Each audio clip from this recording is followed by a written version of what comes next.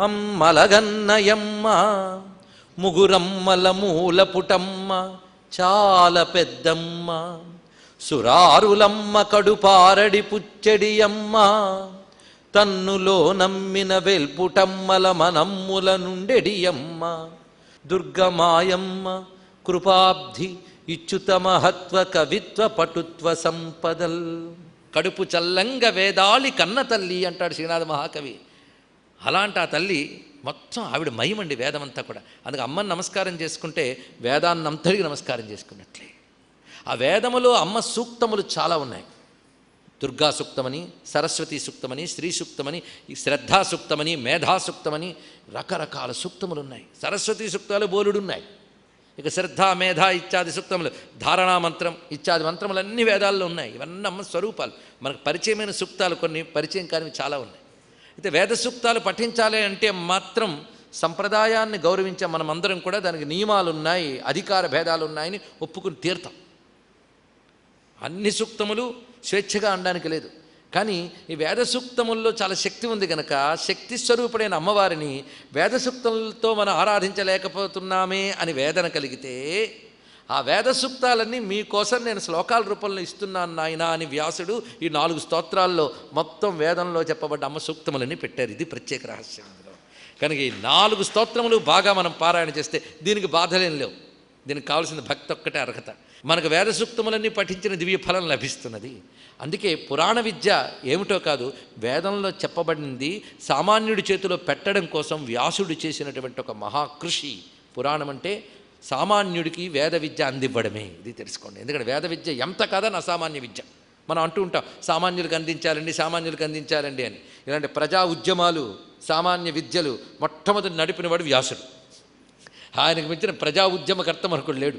పురాణం ముట్టుకునేటప్పుడు ఇది మాట్లాడాలి. పురాణం అనే ప్రక్రియ లేకపోయి ఉంటే మన భారతీయ సంస్కృతి ఇలా బ్రతికి పట్టకట్టేది కాదు.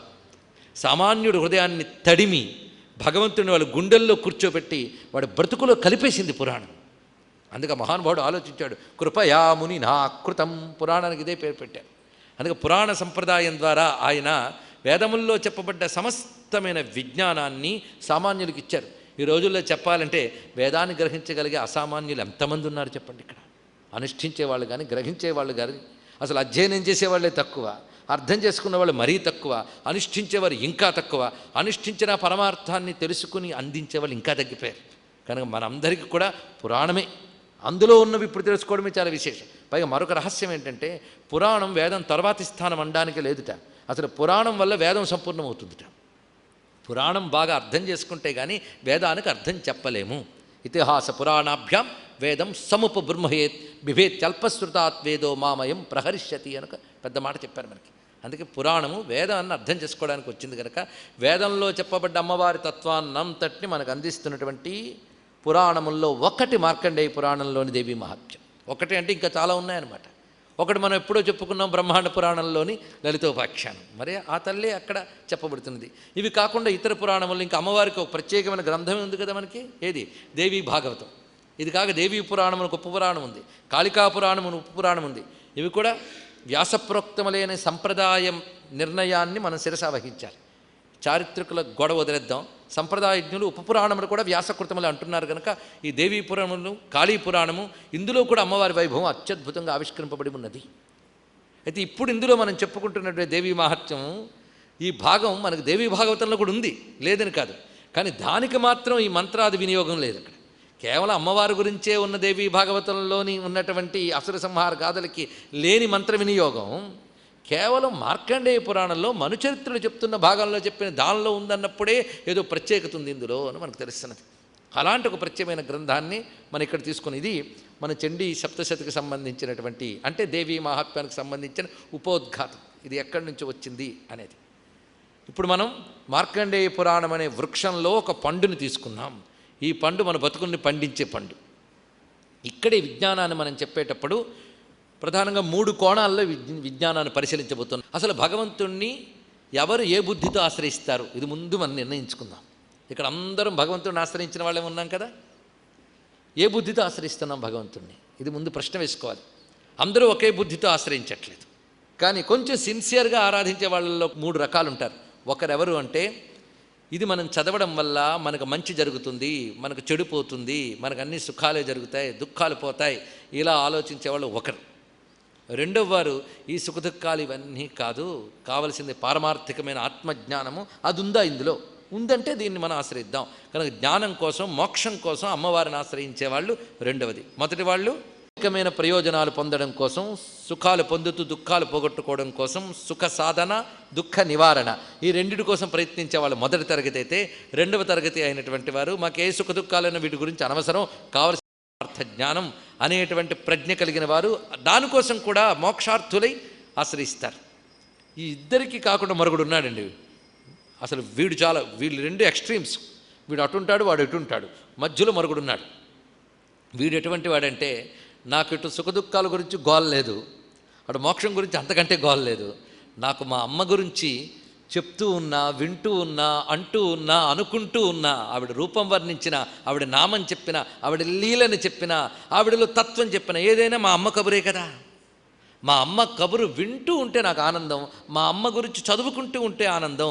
వీడికి ఇష్టప్రాప్తి అనిష్టపరిహారం అనే గోల లేదు, ఆ మోక్షం గురించి గోల లేదు, కావలసినంతా కూడా అమ్మని తలంచుకుంటూ కరిగిపోతాను అంటాడు. వీడున్నాడే, వీడిని అమ్మ ఎలా చూస్తుందంటే, వీడు బతుకుకు కావలసిన ఇష్టప్రాప్తి ఇస్తుందట, అనిష్టం తొలగించేస్తూ ఉంటుందట, చివరికి పారమార్థికమైన మోక్ష జ్ఞానం ఇచ్చేస్తుందట. వీడు అత్యంత తెలివైనవాడు, వీడిని పట్టుకోవాలి మనం. ఇప్పుడు దేవీ మహాత్మ్యాన్ని వీడి భావనలో ప్రవేశించి చెప్పడమే జరుగుతుంది. కేవలం ఈ భావనే ఇక్కడ చెప్పడానికి. ఇష్టప్రాప్తి అనిష్ట పరిహారం అనే ఉద్దేశము లేదు. ఇటు మంత్రశాస్త్రముల యందు ఉద్దండ ప్రవీణత, ఉపాసన ఇలాంటి పెద్ద పెద్ద మాటల్లో అమ్మ ఉపాసకులమని మనం చెప్పే దమ్ముందా మనకి? అమ్మ భక్తులు, అమ్మ ఆరాధకులు అంటే అమ్మను ఆరాధించగలిగే శక్తి మనకున్నదా? నేను అమ్మను ఆరాధిస్తున్నానండి, ఆరాధించగలవా నువ్వు? నన్ను ఆరాధించరా అని ఆవిడ కూర్చుంటే వణికిపోతాం మనం భయంతో. ఆవిడకి కావలసిన పువ్వులు ఇవ్వగలవా? ఆవిడకి కావలసిన ధూపం ఇవ్వగలవా? నువ్వు ఇవ్వగలివే నువ్వు ఇస్తున్నావు, కానీ ఆవిడికి ఇవ్వగలివే నువ్వు ఇవ్వలేవు. బలమతన వాటీ విటపిన, ఆవిడ పెట్టుకున్నటువంటి సౌగంధిక లసత్కచ అన్నాం, కానీ కల్పవృక్షంలోంచి వచ్చిన పువ్వులు పెట్టుకుంది, ఏది ఇవ్వు? మన వల్ల అవుతుందా? మనం గొప్పగా కీర్తన చేసామండి, ఒక్కసారి పారాయణ చేసి చుట్టూ చూస్తాం గర్వంగా, భలే చదివేం కదా అని. నీకంటే కొన్ని కోట్లు పారాయణలు చేసిన వాళ్ళు ఉంటారు అక్కడ, ఆశ్చర్యపోతాం. మనం ఆ క్యూలో ఎక్కడున్నామో తెలియదు. కనుక ఉపాసనాపరమైన అహంకారం వచ్చిందా దూరం అయిపోతాం. అందుకే పొరపాటున భక్తిని ఉపాసన మార్గం అనద్దు. భక్తి మార్గం చిత్రం అండి. భక్తి అనేటువంటిది ఇటు కర్మకి చెందింది కాదు, జ్ఞానానికి చెందింది కాదు, ఉపాసనకి చెందింది కాదు. కానీ భక్తి అనేది చేరితే కర్మ పండుతుంది, భక్తి అనేది చేరితే ఉపాసన పండుతుంది, భక్తి అనేది చేరితే జ్ఞానం సార్థకం అవుతుంది. భక్తి అనేది అన్నిట్లో ఉంటుంది. ఉపాసనే భక్తి అని చాలామంది తాత్వికలు పొరపాటు పడిపోతుంటారు. ఉపాసన వేరు, ఉపాసన భక్తి కాదు. ఉపాసన భక్తితో చేస్తే చాలా మంచిది. ఉపాసన పరులందరూ భక్తులు కారు, వాళ్ళకి మంత్రాహంకారం ఉంటుంది, అనుష్ఠానం ఉంటుంది. భగవంతుడి గురించి తత్వం చెప్పబోయి ఆ భక్తి చెప్పబోతే వాళ్ళు ఆనందించరు కూడా. వాళ్ళకి బీజాక్షరాలు మంత్రాలంటే ఆనందిస్తుంటారు. కానీ ఉపాసన భక్తితో చేస్తే మంచిది, కానీ ఉపాసనే భక్తి కాదు. అయితే ఉపాసన వల్ల భక్తి కలగచ్చు. ఎందుకంటే భక్తి అనే సామాన్యమైన విషయం కాదండి. అది వస్తే అసలు ఏమీ అక్కర్లేదు అసలు. కానీ అమ్మ యందు భక్తి ఉన్నదే, అది చాలా గొప్పది. అక్కడ ఏ అహంకారాలు లేవు అక్కడ. అందుకు నువ్వెందుకురా చదువుతున్నావంటే నాకు ఏవి తెలియదమ్మా.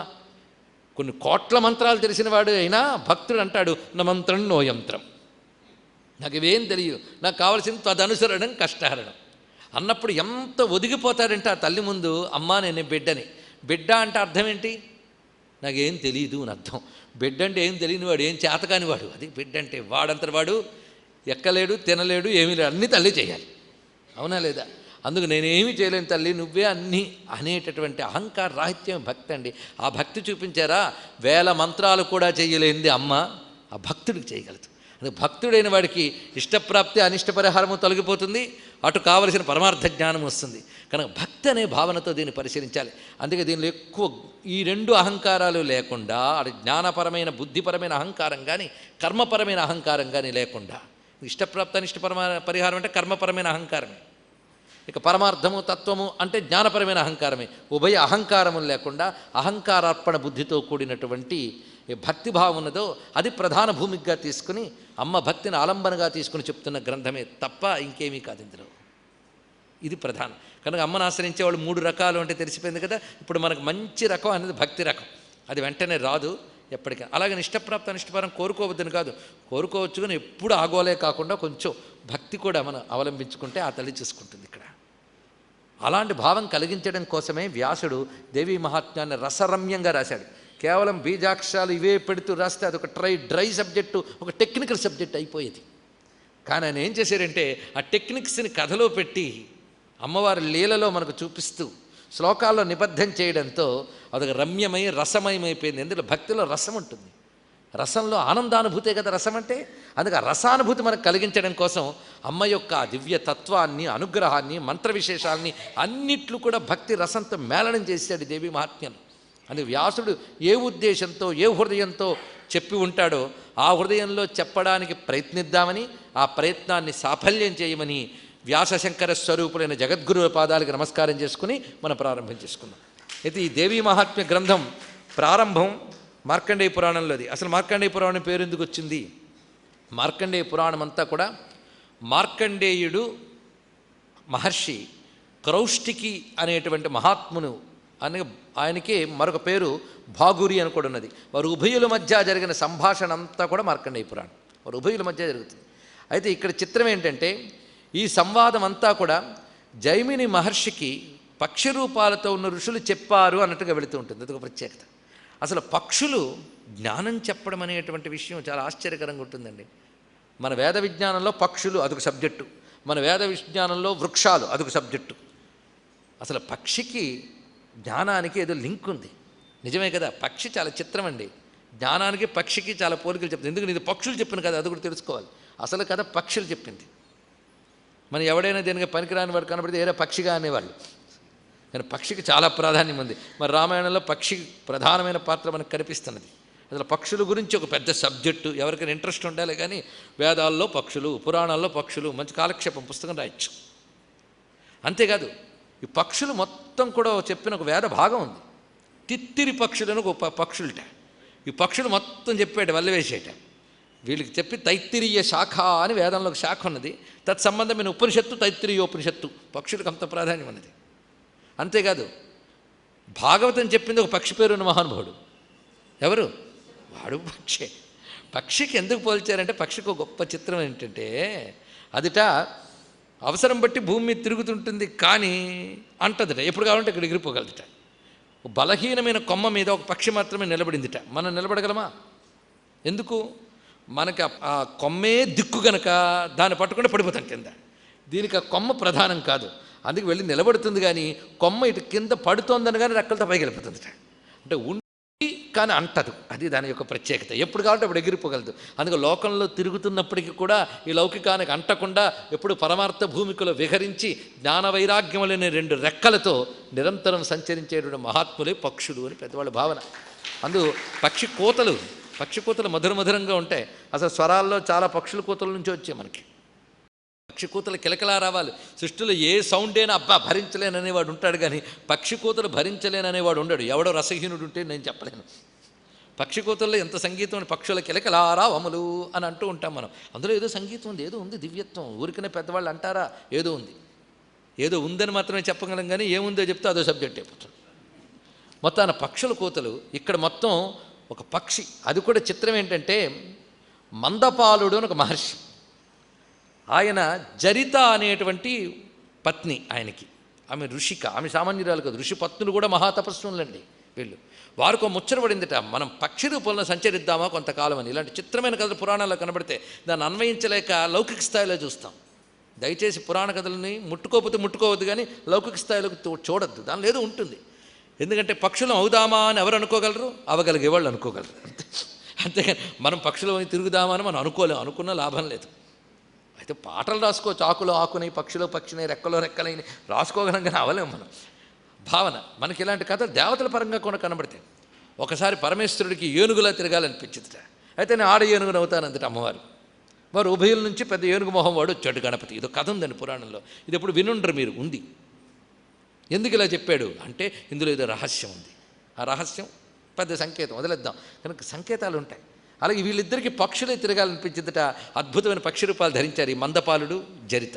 ఎందుకంటే పక్షుల్లో కూడా దేవతా శ్రేణి ఉంది, ఋషి శ్రేణి ఉంది, భౌతిక భూమి శ్రేణి ఉంటాయి. కనుక ఆ స్థాయి, ఆ లెవెల్ ఏ ప్లేన్లో కథ అనేది ఆలోచించాలి ఎప్పుడూ కూడా. పక్షులు అనగా మన చెట్ల మీద వీటి మీద తిరిగే పక్షులను కాకుండా ఋష్యత్వం కలిగిన పక్షులు వీళ్ళు కూడా. వారికి ద్రోణుడు అనే మహర్షి కలిగేట. పక్షి రూపంలో ఉన్నప్పుడు వారికి కలిగాడు, కానీ ఈయనో పక్షి. ఈయనకు ఒక దివ్యమైన పక్షికాంతతో వివాహం జరిగింది. ఆమె తార్క్షి. వీరు పక్షులుగా ఉన్న ఋషులుట. వారు ఉభయులకి 4 పక్షులు ప్రధానమైనవి కలిగాయి. పింగాక్షుడు, విరాటుడు, వృతుడు, సుముఖుడు. పింగాక్షుడు, విరాటుడు, వృతుడు, సుముఖుడు. ఈ 4 పక్షులు జైమిని మహర్షికి చెప్పేటది. జైమిని మహర్షి సామాన్యుడు కాడు. వేదాల్లో ప్రధానమైన ఈ కర్మమీమాంస పూర్వ సిద్ధాంతం, పూర్వమీమాంసకు అంతటికి ఈయన ప్రధానం కదండి. పూర్వమీమాంసకు ప్రధానం, కర్మజ్ఞానానికి అంతటికి ప్రధానమైన వాడు. పైగా వ్యాసుని యొక్క ప్రధాన శిష్యుల్లో ఒకడు. వేద విద్యను వ్యాప్తి చేసినటువంటి వాళ్ళల్లో ఈయనొకడు. జైమిని మహర్షి వేద ఋషులందరిలోని పూజ్యులైన ఒక మహర్షి ఆయన. అలాంటి జైమిని మహర్షికి ఈ 4 పక్షులు చెప్పిన కథే మార్కండేయ పురాణం. ఇదంతా ఆ చెప్పింది మార్కండేయుడు తిరిగి చెప్తున్నాడు ఈ భాగురి అనే అతనికి. ఆ సంవాద రూపంలో వస్తుంది కనుక ఇది పక్షుల రూపంలో జైమిని గ్రహించినది. ఇది కూడా మనకు తెలుస్తున్నది. అలాంటి ఈ కథనంతటిని చెప్తుంటే మార్కండేయుడితో అడుగుతున్నాడు భాగురి, చాలా గొప్ప విషయాలు చెప్పారయ్యా మార్కండేయ మహాప్రాజ్ఞ సర్వశాస్త్ర విశారద వక్తుమర్హస్యశేషేణ దేవీ మాహాత్మ్యముత్తమం. ఇక్కడ వచ్చింది టైటిల్. కానీ మనం చదివేటువంటి ప్రథమ శ్లోకంలో సావర్ణి సూర్యతనయ దగ్గర ఈ టైటిల్ రాలే. దాని కొంచెం ముందు శ్లోకాలకి వెనక శ్లోకాలకి వెళ్ళాలి. కొంచెం వెళ్ళి శ్రమ తీసుకుని మీకు చూపిస్తున్నా. ఇక్కడ వెనక శ్లోకాల్లో అడిగాడు, మహాప్రాజ్ఞ సర్వశాస్త్ర విశారద నాకు దేవీ మహాత్మ్యం చెప్పు అన్నాడు.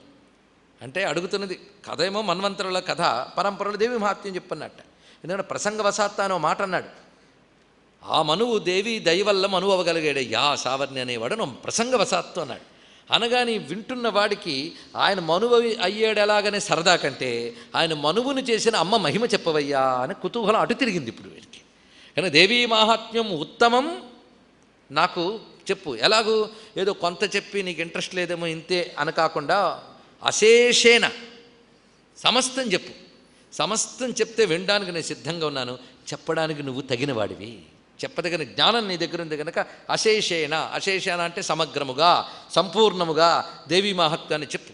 ఎందుకంటే అది ఉత్తమం, దాన్ని మించి గొప్ప విజ్ఞానం లేదయ్యా, అది చెప్పమని అడిగితే పైగా నువ్వే చెప్పగలవు. ఎందుకంటే మహాప్రాజ్ఞ సర్వశాస్త్ర విశారద.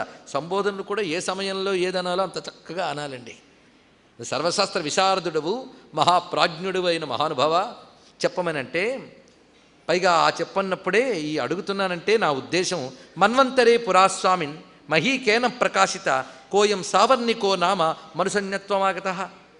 నేను దేవీ మహాత్మ్యం అంటే సావర్ణి అనేవాడు మనువయ్యాడు ఏ దేవీదయ వల్ల అది అడిగాను కనుక నాకు మనువు యొక్క కథ కావాలి. ఆ దేవిని కాచేయం చండికాదేవి మహామాయేతి గీయతే. ఆ దేవిని చండిక అని మహామాయ అని ఎందుకంటున్నారు, ఈ విషయం అంతా నాకు చెప్పాలి అంటే మార్కండేయ మహాముని ప్రారంభించాడు. ఇక్కడి నుంచే మనం వినియోగం చేస్తూ ఉంటాం దేవీ మహాత్మ్యాన్ని. ఇక్కడి నుంచే మంత్రత్వం అన్నమాట, ఇక్కడి నుంచి వస్తుంది ఆ వినియోగం. శ్రీ మార్కండేయ ఉవాచ సావర్ణి సూర్యతనయ యో మను కచ్చతేష్టమ నిశామయ తదుత్పత్తిం విస్తరాత్ గదతో మమ. ఇదండి ప్రథమ శ్లోకం చండీ సప్తశతిలో లేదా దేవీ మహత్వంలో మొదటి మంత్రం. శ్లోకము మంత్రము రెండుకి తేడా ఏమిటి? శబ్దమేం మారలేదు కదా, అక్కడ అదే చెప్పుకుంటున్నా ఆ 4 పాదములే, అదే అనుష్టుప్పు. ఇందాక శ్లోకం ఉన్నా ఇప్పుడు మంత్రం అన్నా అంతే, ఏం మారింది? అది ఏదేది మారలేదు, అలాగే ఉంది. శ్లోకం నుంచి మంత్రం అనగానే మారిపోయిందా? హుంపట్ అంపట్ అని వినబడుతుందా? లేదు. మరి శ్లోకం ఎందుకన్నా వెంటనే మంత్రం ఎందుకన్నాం? శ్లోకం అంటే ఇది గుర్తుపెట్టుకోవాల్సింది, శ్లోకం అంటే పొగడుట, భగవంతుడిని పొగడేదే శ్లోకం. అందుకని శ్లోకాల్లో లోకం గురించి రాశారంటే అంటే పేరు పెట్టాడు కానీ భగవంతుడి గురించి చెప్పినప్పుడే దాని శ్లోకం అనాలి. రుక్కు శ్లోకము ఈ రెండు కూడా భగవంతుడిని కీర్తించినది అని ఇదే అర్థంలో తీసుకోవాలి. అయితే ఇది మంత్రం.